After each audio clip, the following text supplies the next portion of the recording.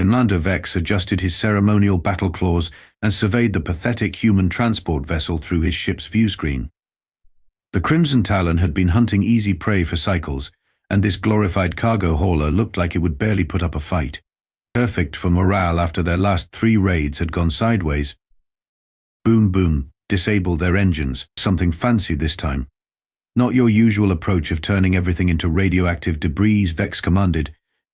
His reptilian features twisted into what passed for a grin among the Vaxari. Oh, come on boss, where's the fun in that?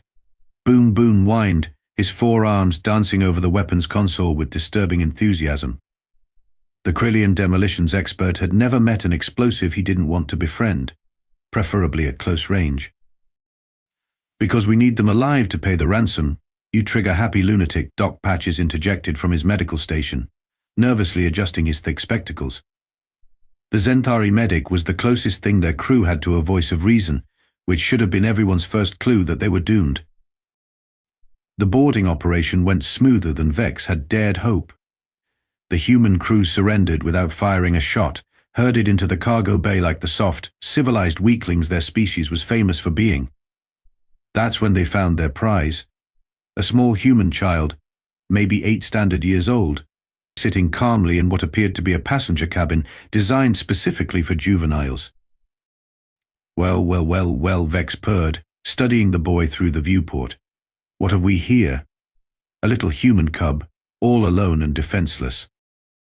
The child looked up from what appeared to be some sort of educational tablet and waved cheerfully. Hi there.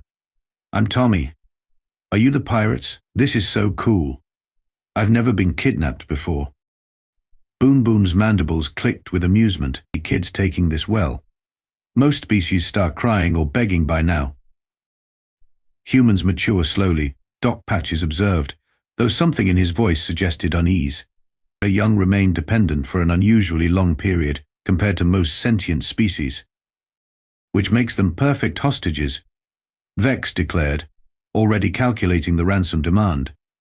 Nothing motivates soft-hearted humans like threats to their precious offspring. We'll have them eating out of our claws within the day. Tommy was carefully placed in what Vex generously called guest quarters, though it was really just a converted storage compartment with a lock on the outside. The boy seemed genuinely excited about the accommodations, asking questions about the ship's layout, crew complement, and weapon systems with the kind of innocent curiosity that adults found endearing rather than alarming. So how many people work on your ship? Tommy asked as Vex personally delivered the child's meal, wanting to savor this moment of triumph. 43 of the finest pirates in the sector, Vex boasted, puffing out his chest. Each one worth 10 of your pathetic human military. Wow, that's a lot. Do you have families too? Irrelevant. We are warriors, not some domestic. My mom always says family is the most important thing, Tommy continued, apparently not listening. She gets really upset when people mess with family. Like, really upset.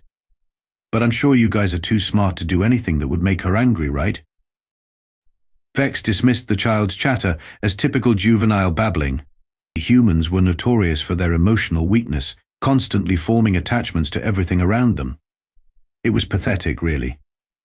A species so soft they'd probably surrender entire star systems to save a single cub. He had no idea he'd just signed his own death warrant. The first communication came in 3 hours after the kidnapping, crackling through subspace with the kind of priority encryption usually reserved for imminent supernovas. Unknown vessel.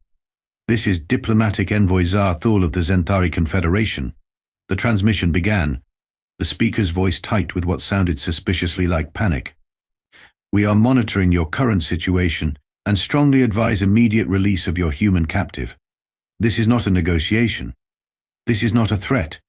This is a desperate attempt to save your miserable lives. Vex laughed, a sound like grinding metal that echoed through the bridge. Look at this, crew. The mighty Zentari are already trying to negotiate on behalf of their precious human allies. We haven't even sent the ransom demand yet. Essie. Diddy. Boss. Boom Boom said, his voice unusually subdued. Maybe we should listen to what they're. Never interrupt a master at work. Vex snapped, already composing his response. Zenthari weakling, your human pets will pay handsomely for the return of their spawn, or we'll send them back piece by piece. Standard pirate protocol. The reply came back in less than 30 seconds. You absolute fool. You have no idea what you've done. Release the child immediately, or there won't be enough left of you to scatter in space. Before Vex could respond, another transmission cut through their communications array. This one carried Vorthan military encryption, which should have been impossible to break through their civilian-grade systems. Crimson Talon, this is Battle Commander Thess of the Vorthan 3rd Fleet. Whatever they're paying you, it's not worth it. Release the human child and flee to the Outer Rim. Do not pass through any inhabited systems. Do not contact anyone you've ever met. Change your names.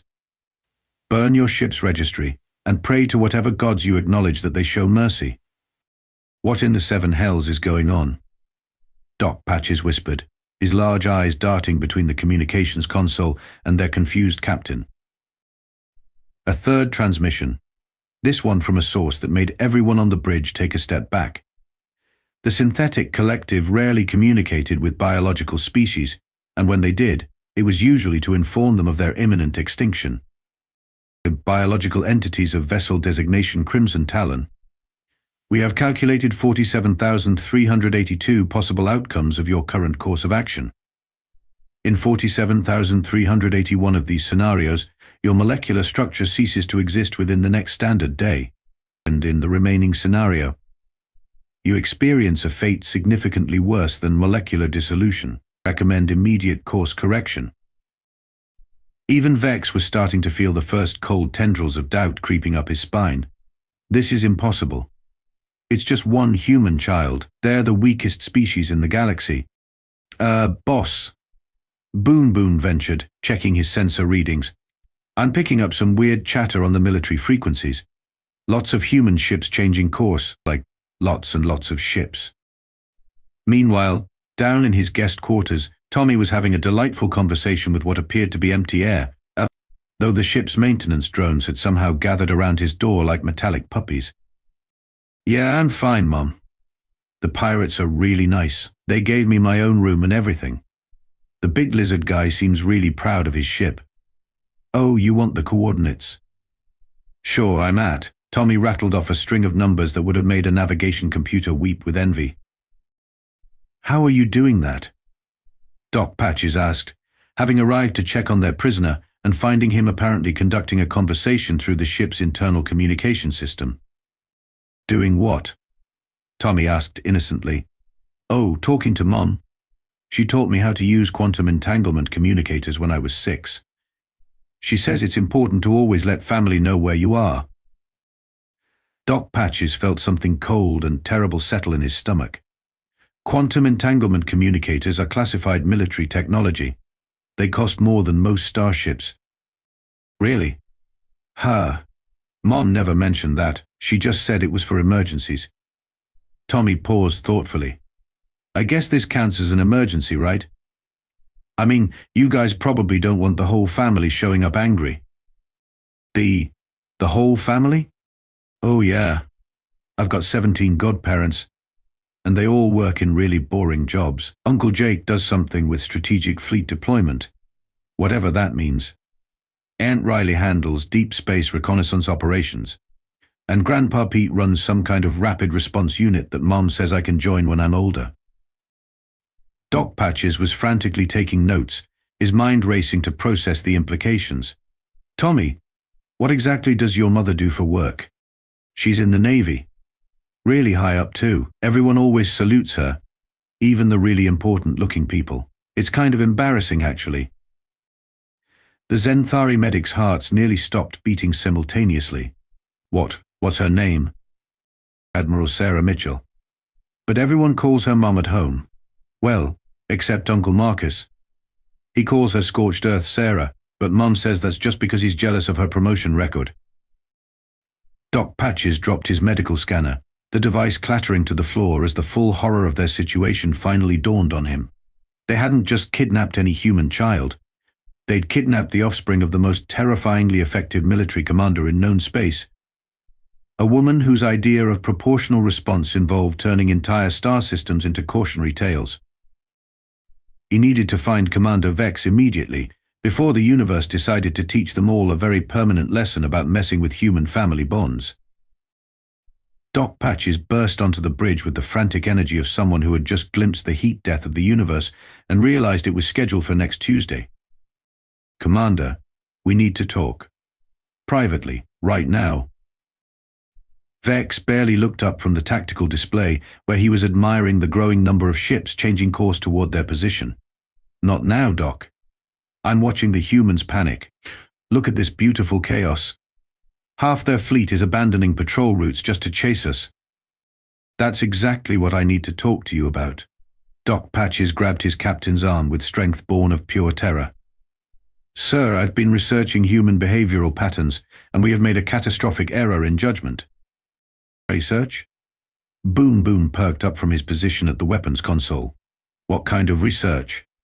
The boring kind or the everything explodes kind?" "The we're all going to die horribly kind," Doc Patches snapped, pulling up his data files on the main screen. "Commander, are you familiar with the human concept of pack bonding?" Vex waved dismissively. "More emotional weakness. They attach themselves to anything that moves, makes them predictable." "No, sir. You're missing the point entirely. Humans don't just form emotional attachments, they weaponize them." Doc Patches pulled up a series of historical records that made the bridge crew collectively step backward. Observe the Raider War of 2387. Human colonists on Kepler 442 billion reported pirate attacks on supply convoys. Standard response from most species would be increased security escorts. Reasonable. Vex nodded, still not grasping the scope of his mistake. The humans turned 3 asteroid belts into autonomous weapons platforms, established a 50 light-year exclusion zone, and hunted down every pirate organization within 200 parsecs. They didn't stop until they found the great-grandchildren of the original raiders and offered them educational opportunities in military service. Boom Boom's mandibles clicked nervously. "That seems excessive." That was their idea of a measured response. Doc Patches scrolled to the next incident, the Thorian kidnapping event, 2391. Slavers took 12 human civilians. The human response involved 4 battle fleets, 2 intelligence agencies, and something called a deep space consultation team that I'm fairly certain doesn't officially exist. "What happened to the slavers?" someone asked, though everyone was afraid of the answer. "They were returned to their families. All of them, including the ones who had been dead for decades. Apparently, human biotechnology has some very creative applications when properly motivated." Vex was finally starting to look uncomfortable. "Doc, get to the point." "The point, sir, is that we have taken a human child, not just any child, but the offspring of Admiral Sarah Mitchell. The woman who ended the Vorthan border conflict by somehow convincing 3 different star systems to relocate themselves rather than continue fighting with human space. Meanwhile, down in his quarters, Tommy was having a wonderful time making friends with the ship's maintenance systems. The drones seemed especially responsive to his cheerful chatter, and he'd somehow managed to access the navigation computer through what he claimed was just asking nicely.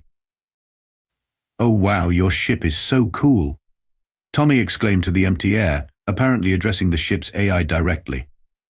"I love how you've organized the weapon configurations. Very efficient. Mom would be so impressed. She always says good organization is the key to successful military operations." The ship's computer, which had been running standard pirate-grade security protocols, somehow interpreted this as authorization to provide a complete tactical overview to its new favorite user. "Tommy," Doc Patches said, appearing in the doorway, "how exactly are you communicating with our ship's systems?" "Oh, that's easy. I just explained that I was interested in learning about starship engineering. AI systems love to teach people about their favorite subjects. You just have to ask politely and show genuine curiosity. But our security protocols should prevent unauthorized access." Tommy looked genuinely puzzled.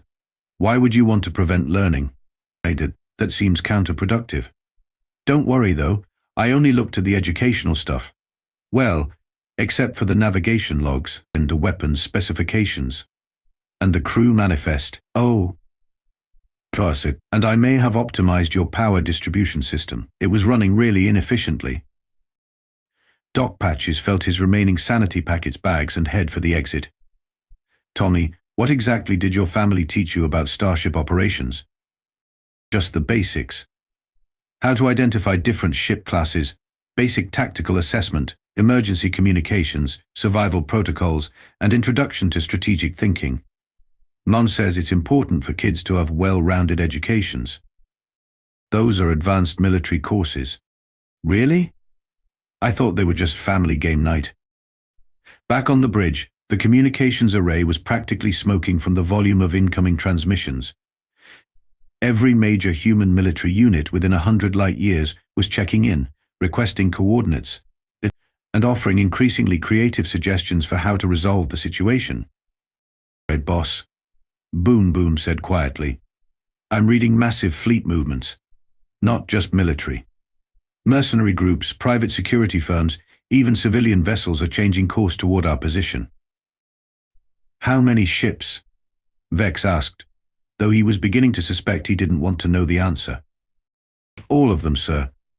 I'm reading every human vessel within 50 light years converging on our location, including some signatures I can't identify because they're running technology that shouldn't exist yet. Doc Patches returned to the bridge looking like he'd aged several decades in the past hour. Commander, we need to return the child immediately. Not for ransom. Not for negotiation. We need to put him in an escape pod with full life support and a priority beacon, launch him toward the nearest human vessel, and then flee to another galaxy. Another galaxy seems reasonable, Boom Boom agreed. I hear Andromeda's nice this time of year. Vex's pride warred with his rapidly growing sense of impending doom. Unfortunately for everyone involved, pride was winning. The tactical display aboard the Crimson Talon had transformed into something resembling a three-dimensional visualization of every human ship in the galaxy simultaneously having a very bad day. Red blips representing human vessels were converging on their position like blood cells rushing to fight an infection, and the analogy was making everyone deeply uncomfortable. The boss, Boom Boom said, his voice carrying the careful tone of someone trying not to panic their captain. I've got 17 battle groups, 32 independent flotillas, and something called a family reunion fleet all headed our way. Also, in play, there's a dreadnought that according to my sensors doesn't actually exist. How can a dreadnought not exist? Vex demanded, though he was beginning to suspect the answer would give him nightmares. Well, it's definitely there, but it's not in any database. Not human, not alien, not theoretical. It's like someone took the concept of unreasonable force and turned it into a starship. Doc Patches looked up from his research terminal with the expression of someone who had stared into the abyss and discovered it was staring back with disappointment. Commander, I'd been monitoring human military communications, and they're displaying a level of coordination that should be impossible. The groups that have been at each other's throats for decades are suddenly sharing tactical data and resource allocation. That's concerning, Vex admitted, watching another wave of red blips appear on the display. It gets worse. They're not just coordinating existing forces, they're creating new ones. I'm detecting massive industrial activity at every human shipyard. They're building vessels specifically for this operation, and construction times that should take months are being completed in hours. Meanwhile, the communications array continued its symphony of increasingly desperate warnings from species across the galaxy. The Krillian Trade Federation, the Synthetic Collective, even the isolationist ethereal enclave had sent messages essentially boiling down to release the child and flee before you doom us all. Tommy, blissfully unaware of the chaos his presence had triggered, was having the time of his life exploring his temporary accommodations. He'd somehow befriended not just the maintenance drones, but apparently the ship's environmental control system, which had begun adjusting temperature and lighting to optimize his comfort. You know, Tommy said to Boom Boom, who had been assigned guard duty and was discovering that 8-year-old humans asked an alarming number of questions. See, your weapon systems are really impressive, but they're not optimally configured for your ship's power output. Thanks, kid. I think. I ran some calculations, and if you adjusted the plasma conduit alignment by about 3 degrees and increased the capacitor charge cycle by 0.7 seconds, you could increase your effective firepower by 18% without stressing the power core. Boom Boom stared at the child with growing horror. Tommy, how do you know about plasma conduit alignment? Mom taught me. She says understanding your tools is important for any job. Plus, I want to be an engineer when I grow up. Well, after I do my military service. Mom says Mitchell family tradition requires at least one tour of duty before civilian careers. Military service is traditional in your family? Oh yeah. Grandpa Pete was in the Marine Corps for 40 years. Uncle Jake commands the 3rd Fleet. Aunt Sarah runs special operations for naval intelligence. Cousin Mike does something really classified that we're not supposed to talk about. And Mom. Tommy paused thoughtfully. Mom's job is complicated. She says she removes obstacles to galactic peace and stability. Boom Bomb was frantically taking notes, though he wasn't sure why. What kind of obstacles? Usually pirates, actually. Isn't that funny? She's told me lots of stories about dealing with people who take things that don't belong to them. Her solutions are always really creative. Back on the bridge, Vex was finally beginning to grasp the scope of his miscalculation. The human fleet approaching their position wasn't just massive, it was unprecedented. Ships were arriving from sectors that should have taken weeks to traverse, using propulsion technology that stretched the boundaries of known physics. The commander, his communications officer, called out, "We're receiving a priority transmission from the lead human vessel. Admiral Mitchell herself wants to talk." Put her through, Vex decided, figuring that negotiation was still possible. He'd dealt with emotional parents before. Surely even a human military commander would be reasonable when it came to her offspring's safety. The view screen flickered to life, revealing a woman whose expression suggested she was contemplating several different ways to rearrange Vex's molecular structure, none of them pleasant. "This is Admiral Sarah Mitchell of the Human Naval Forces," she began, her voice carrying the kind of calm that preceded devastating storms. "You have something that belongs to me." "Admiral, I'm sure we can reach a reasonable arrangement." "I'm going to stop you right there," Admiral Mitchell interrupted, and somehow her smile was more terrifying than any snarl. "You see, I've been monitoring this conversation since approximately 30 seconds after you took my son. Tommy's been broadcasting everything through his emergency communicator, which means I've heard every word you've spoken, seen every tactical decision you've made, and documented every mistake that led to this moment." Vex felt his confidence evaporating like atmosphere through a hull breach. "Now, I'm going to make you an offer that I strongly encourage you to accept. Surrender immediately, release Tommy unharmed, and submit to custody. In exchange, I'll ensure your trial adheres to standard galactic law and your sentences remain within conventional parameters." "And if we refuse?" Vex asked, though he was beginning to suspect he really didn't want to know.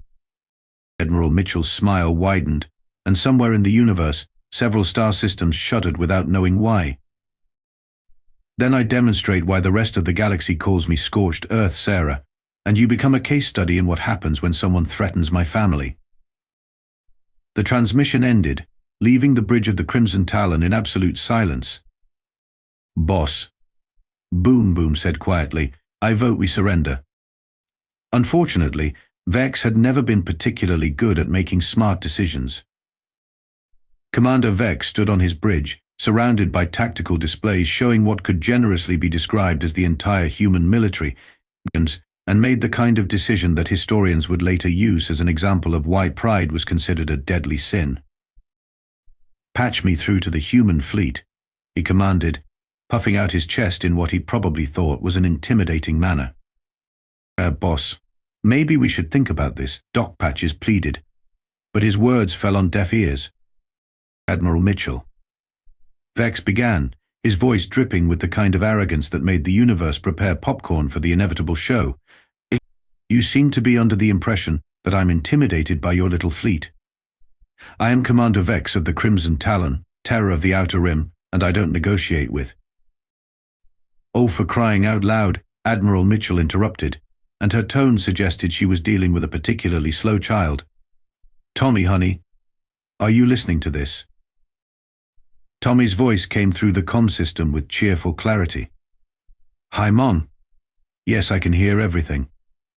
The pirate captain seems really proud of himself. It's kind of adorable. Adorable? Vex sputtered. I am a feared warrior across 12 star systems. Tommy, Admiral Mitchell continued, ignoring Vex entirely. Remind me, what happened to the last group of pirates who called themselves Terror of the Outer Rim? Oh, the Nebula Reapers. You turned their main base into a memorial park for their victims, and then you enrolled the survivors in that rehabilitation program on New Geneva. They all became social workers, right? That's right, sweetheart. And the Void Stalkers before them? They're running a very successful interstellar shipping company now. Completely legitimate. You said their organizational skills were too good to waste on crime. Vex was beginning to notice that his bridge crew was slowly backing away from him, which seemed rude. This is ridiculous. You can't reform every pirate in the galaxy. Watch me, Admiral Mitchell said, and somehow 2 words contained enough threat to make nearby asteroids consider relocating. But first, let me explain exactly who you've decided to cross. Tommy, why don't you tell the nice pirates about our family? Okay. So Grandpa Pete used to run something called Force Recon. Uncle Jake is in charge of the 3rd Fleet's Rapid Response Division. Aunt Riley does deep space intelligence operations. Cousin Mark works for something called Problem Resolution that Mom says I can't know about until I'm older. Tommy, honey, tell them about Uncle Dave. Oh, Uncle Dave isn't really my uncle, but he's been Mom's friend since they were in the academy together. He runs the diplomatic chorus now, but Mom says that's just a fancy way of saying he makes people an offer they can't refuse. Doc Patches was frantically calculating jump coordinates to the nearest uninhabited galaxy. The commander, perhaps we should reconsider our position. Never. Vex declared, which was exactly what everyone expected him to say. I don't care how many relatives this brat has, we are pirates. We don't surrender to anyone. That's when Tommy's voice took on a slightly different tone, one that carried undertones his captors were finally beginning to recognize. Mom, I think the captain isn't understanding the situation. Should I explain it to him? Go ahead, sweetheart. Use your inside voice. What happened next would later be described by the surviving crew members as the moment we realized the kid was scarier than his mother. Okay, so here's the thing, Captain Vex, Tommy began, his childish cheerfulness taking on an edge that made seasoned pirates suddenly remember urgent business elsewhere. My family has a very simple rule about people who threaten kids. It doesn't matter if it's me, or some random child on a colony world, or even alien species offspring. You mess with children, and you get the full Mitchell treatment. Which is? Vex asked, though his voice had lost most of its bluster. Complete eradication of your organization, restructuring of your entire social support system, mandatory rehabilitation for all survivors, and some psychological counseling for anyone who might have been traumatized by your criminal activities. Oh, and Mom usually names a scholarship fund after your victims. That's insane. It's thorough, Tommy corrected. Mom always says if you're going to solve a problem, solve the whole problem. Half measures just mean you have to come back and fix it again later. Boon Boon raised one of his 4 hands tentatively. Tommy? What exactly happens to the pirates themselves in this rehabilitation? Oh, they love it. Well, eventually. Mom has this whole program where former criminals get education, job training, psychological support, and placement in careers that use their skills constructively. The recidivism rate is practically 0. Because they're too scared to go back to crime, Doc Patches asked hopefully. Because they're too busy with their new lives to want to. Like, why would you want to live in a cramped starship eating recycled rations when you could have a nice apartment and a steady job helping people? The bridge fell silent as everyone contemplated a future that involved steady employment and social responsibility. Of course, Tommy continued conversationally, that's only if you surrender peacefully.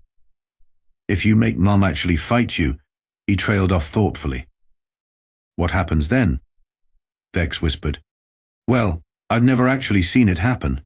Mon says the last group of pirates who made her use force became an object lesson about the importance of interstellar maritime law. Their fauna base is now a tourist attraction called the Crater of Regrettable Decisions. Admiral Mitchell's voice returned to the con. You have 30 seconds to make a choice. Surrender now and join the ranks of my successfully rehabilitated former criminals, or find out why the Galactic Council named me most effective problem solver 7 years running.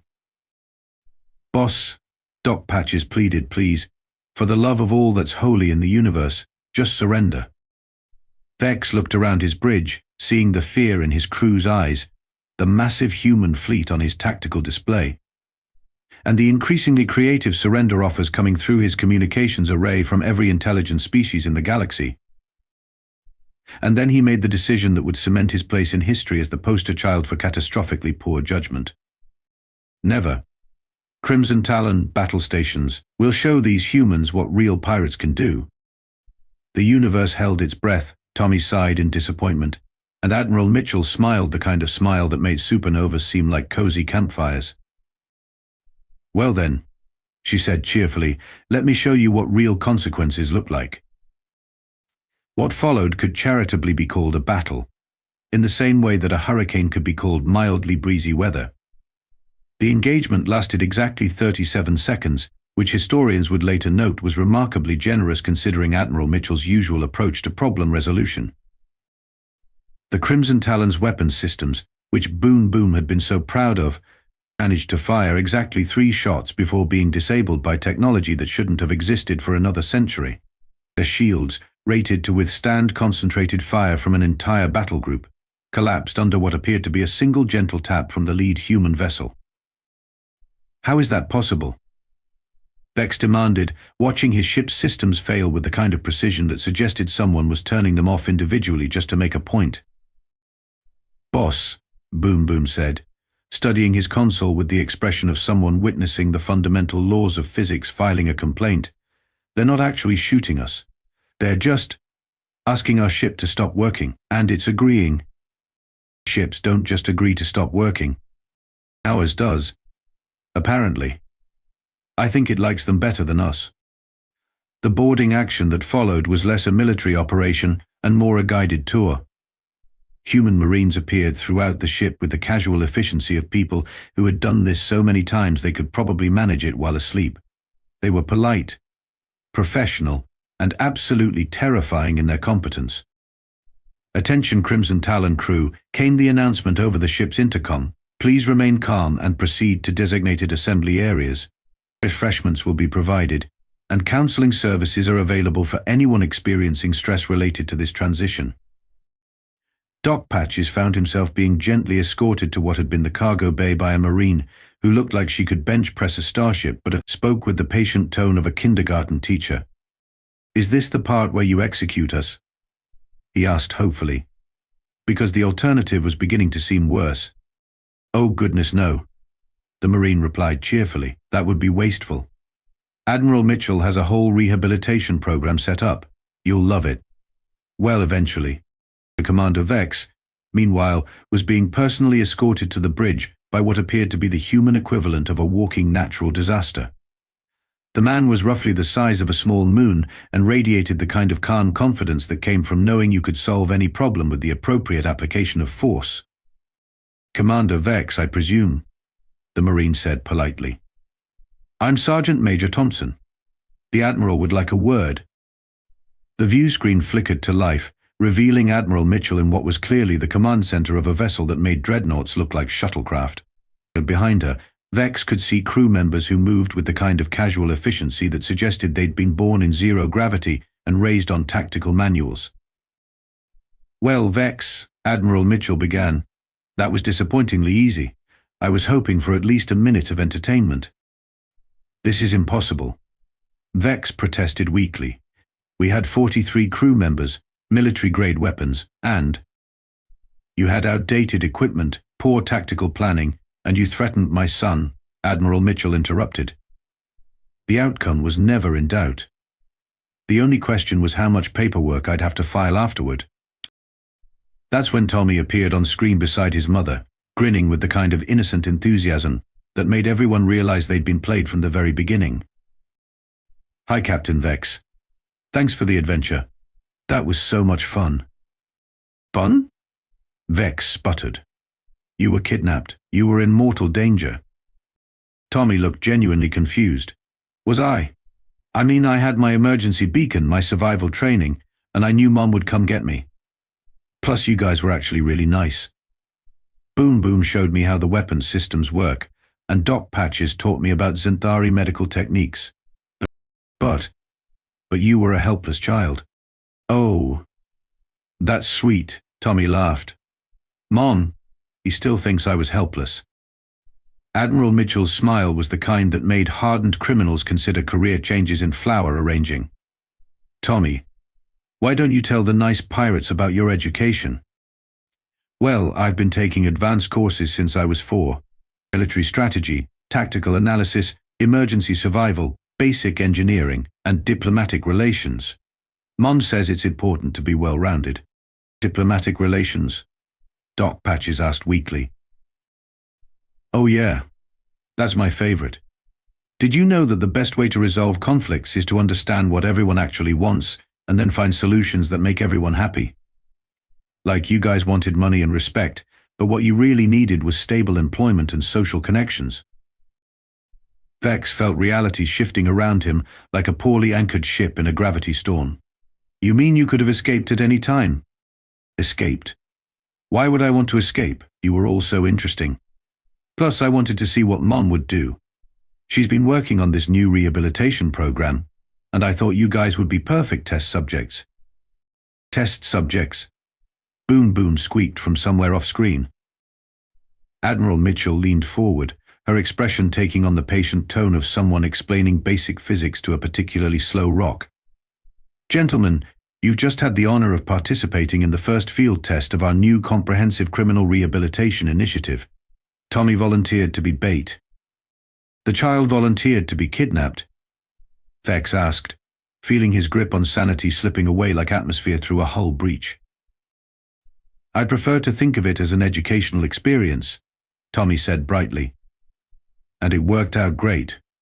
Now you all get to participate in the program, and I get extra credit for my social studies project on conflict resolution." Speaking of which, Admiral Mitchell continued, "Your sentencing hearing is scheduled for next week. Don't worry, it's mostly a formality. The judge already has your rehabilitation assignments ready." "What kind of assignments?" Doc Patches asked, though he was afraid of the answer. "Well, Doc, your medical skills are desperately needed at the new Geneva Children's Hospital. Boom Boom, your expertise with complex systems makes you perfect for the Colonial Engineering Corps. And Vex, Admiral Mitchell's smile took on a particularly devious quality. You're going to love working at the Bright Futures Daycare Center on Lunar Colony." "A daycare center?" Vex whispered, his voice cracking like his spirit. "Oh yes," Tommy chimed in excitedly. "It's the best possible assignment. You'll learn all about child development, educational psychology, and conflict de-escalation. Plus, the kids there are absolutely adorable, though they can be a handful sometimes." "A define handful," Boom Boom called out nervously. "Well, last month little Susie Martinez figured out how to reprogram the playground equipment into a miniature obstacle course that would make marine training facilities jealous. And yesterday, the Thompson twins convinced the facility AI to help them build a blanket fort that violated several laws of physics." Doc Patches made a sound that might have been laughter or a nervous breakdown. "These are human children we're talking about." "The most dangerous force in the known universe," Admiral Mitchell confirmed cheerfully. "But don't worry, you'll have excellent supervision. The daycare center is run by retired military personnel who specialize in managing high-energy situations." "This is cruel and unusual punishment," Vex protested weakly. "This is comprehensive rehabilitation," Admiral Mitchell corrected. "Studies show that former criminals who work with children develop improved empathy, better communication skills, and a strong investment in creating positive community outcomes. Plus, the job security is excellent." Tommy nodded enthusiastically. And if you do really well, you might get promoted to work with the teenagers. Though Mom says that's more of a threat than a reward. The view screen flickered as Admiral Mitchell stood up, her expression shifting to something that was almost gentle. Gentlemen, I know this seems overwhelming right now, but I want you to understand something important. This isn't punishment. This is opportunity. Opportunity for what? Vex asked, though he wasn't sure he wanted to know. To discover who you could be when you're not spending all your energy being angry at the universe. Doc Patches, you became a pirate because you couldn't afford medical school and were bitter about the unfairness of it all. Well, congratulations. You're about to get the best medical education in human space, fully funded, with guaranteed employment helping people who actually need you. Doc Patches blinked in surprise. How did you know about medical school? Boom, boom. Boom. You joined this crew because you loved working with complex systems, but every legitimate engineering firm said you were too creative and dangerously enthusiastic. The Colonial Engineering Corps specializes in impossible projects that require creative solutions and dangerous enthusiasm. You're going to love it. Boom Boom's mandibles clicked thoughtfully. Do I get to work with really big explosives? The biggest, Admiral Mitchell confirmed. We're terraforming 17 worlds that require some very creative geological adjustments.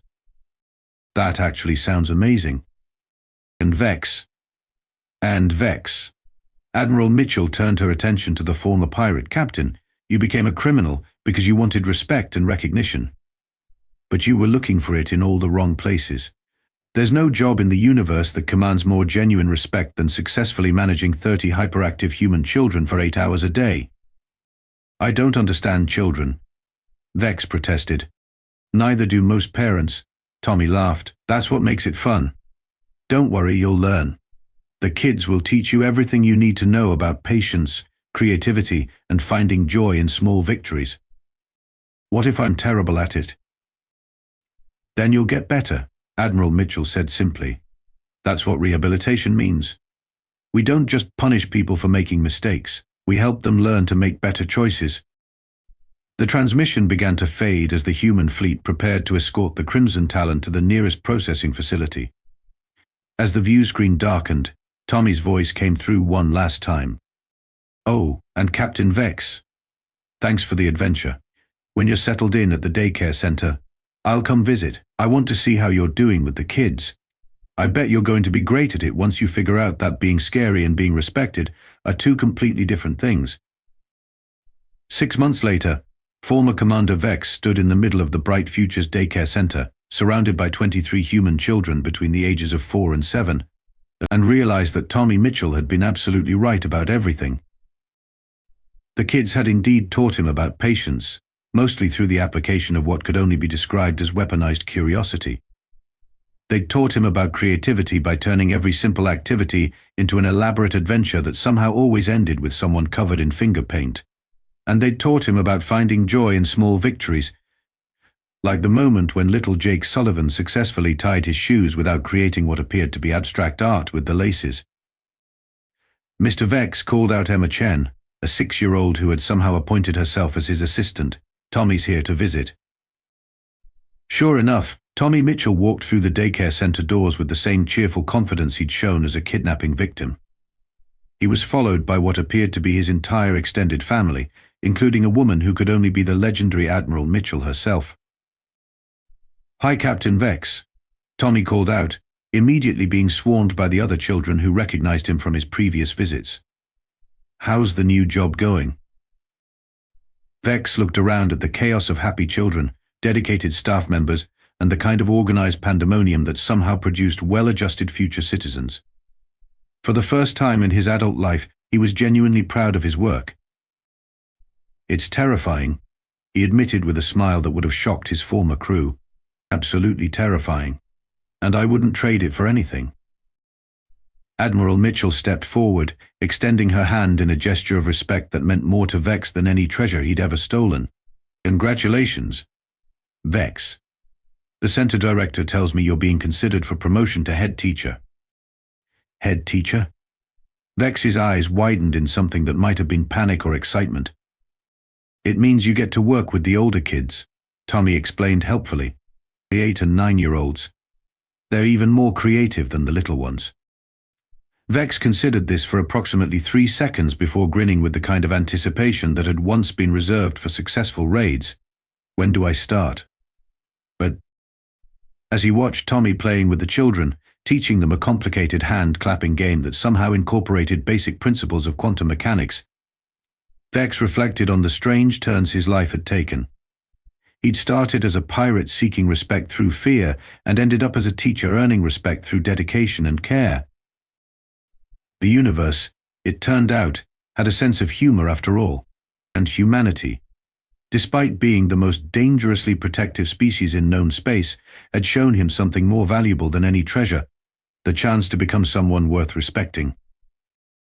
"Hey, Mr. Vex," little Emma tugged on his sleeve. "Tommy says his mom used to be really scary before she learned how to help people instead of just fighting them. Is that true?" Vex glanced at Admiral Mitchell, who was currently being lectured by a 4-year-old about the proper way to build pillow forts, and smiled. "Emma, that's the most important lesson anyone can learn. Sometimes the scariest people become the most helpful ones, once they figure out what they're really fighting for." "What are you fighting for, Mr. Vex?" He looked around at the roomful of children, each one a potential future leader, scientist, artist, or world changer, and realized he finally had an answer that made sense. "I'm fighting to make sure you all grow up in a universe where being different is celebrated, where mistakes are learning opportunities, and where everyone gets the chance to become the best version of themselves." "Even pirates?" Emma asked with the devastating directness that only children possessed. "Especially pirates," Vex confirmed, and meant every word. Outside, the stars continued their ancient dance, and somewhere in the galaxy, other would-be criminals were probably making the same mistakes that had brought Vex to this moment. But they would learn, eventually, the same lesson he had, that the universe's most dangerous species wasn't dangerous because they were violent, but because they never gave up on the possibility that everyone could be better than they were. And sometimes, just sometimes, being kidnapped by pirates was exactly the adventure a family needed to prove that point.